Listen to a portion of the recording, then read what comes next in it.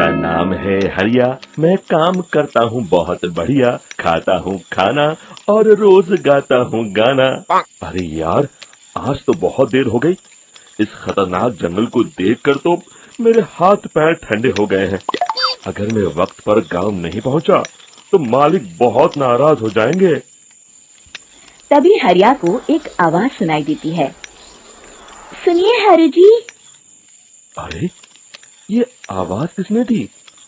तभी हरिया को सामने कुछ दूर एक औरत खड़ी दिखाई देती है। अरे भाई, ये औरत अकेली इतनी रात को इस जंगल में क्या कर रही है? चलकर पूछना पड़ेगा। फिर हरिया अपनी बैलगाड़ी उस औरत के सामने लाकर रोक देता है और उससे पूछता है। अरे सुनिए, आप इतनी रात को इस खतरनाक जंगल में अकेली क्या कर रही हैं? तभी वो औरत मीठी आवाज में कहती है, अरे हरु जी, आप आ गए। मैं कब से आपका इंतजार कर रही थी। वैसे तो यहाँ से काफी लोग गुजर चुके हैं, लेकिन मैं खास आपका इंतजार कर रही थी। अच्छा, तुम सच कह रही हो? मुझे तो यकीन नहीं हो रहा है। वो क्या है ना, आज तक किसी ने मुझसे इतने प्यार से बात नहीं की। हाँ हाँ हरु जी, मैं सच कह रही हूँ। अब देर मत करिए और जल्दी से मुझे मेरे घर तक छोड़ दीजिए। हाँ हाँ, कौन सी बड़ी बात है, अभी छोड़ देता हूँ। आप मेरे पीछे बैलगाड़ी में बैठ जाइए और मुझे रास्ता बताते चलिए। फिर वो औरत हरिया की बैलगाड़ी में बैठ जाती है और हरिया बैलगाड़ी हाँकता हुआ आगे चल पड़ता है। फिर उस औरत के बताए हुए रास्ते पर चलते चलते हरिया बैलगाड़ी लेकर एक काली गुफा के आगे आकर रुक जाता है। हरिया उस औरत से पूछता है। हाँ देवी जी, आपका घर कहाँ है? यहाँ तो एक गुफा के अलावा और कुछ नहीं है। तभी अचानक वो औरत हवा में उड़ने लगती है। देखते ही देखते उसका सुंदर रूप एक डरावनी चुड़ैल में बदल जाता है और वो जोर जोर से हंसती है। अरे तू तो एक नंबर का बेवकूफ निकला। तू तो बड़ी आसानी से मेरी बातों में आ गया। अरे मर गया रे, ये तो एक चुड़ैल है।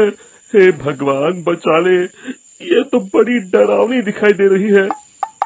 और फिर अगले ही पल हरिया की बैलगाड़ी में रखा सारा सामान हवा में उड़ता हुआ उस काली गुफा के अंदर चला जाता है और वो चुड़ैल भी उस गुफा के अंदर जाकर कहीं गायब हो जाती है। हरिया ये नजारा देख बुरी तरह घबरा और परेशान हो जाता है। अरे, ये चुड़ैल तो मेरा सारा सामान लेकर गुफा में गायब हो गई। अब क्या होगा? अगर मैं गांव खाली हाथ गया तो मालिक मेरी अच्छी खबर लेंगे। मेरी इस बात का कोई यकीन भी नहीं करेगा। फिर आखिर वही हुआ। हरिया के मालिक चंपक सेठ को हरिया की किसी भी बात पर रत्ती भर भी यकीन नहीं हुआ। चंपक सेठ को लगा हरिया झूठ बोल रहा है और उसे ही लालच में आकर सारा सामान हड़प कर लिया है। फिर हरिया को बेईमान समझकर चंपक सेठ उसे काम से निकाल देता है। अगले दिन अपनी दुकान में परेशान बैठा चंपक सेठ गुस्से में बड़बड़ाता है। अरे, दुकान में तो सामान बिल्कुल भी नहीं है। अब मुझे ही शहर जाकर सामान लाना होगा। फिर वो अपनी बैलगाड़ी लेकर शहर चला जाता है। शहर से सामान लेकर जब चंपक सेठ वापस गांव लौट रहा होता है, तभी उसे एक आवाज सुनाई देती है। चंपक जी, ओ चंपक जी। अरे, ये तो कोई मेरा नाम लेकर मुझे पुकार रहा है। फिर उस रास्ते में वही औरत खड़ी दिखाई देती है।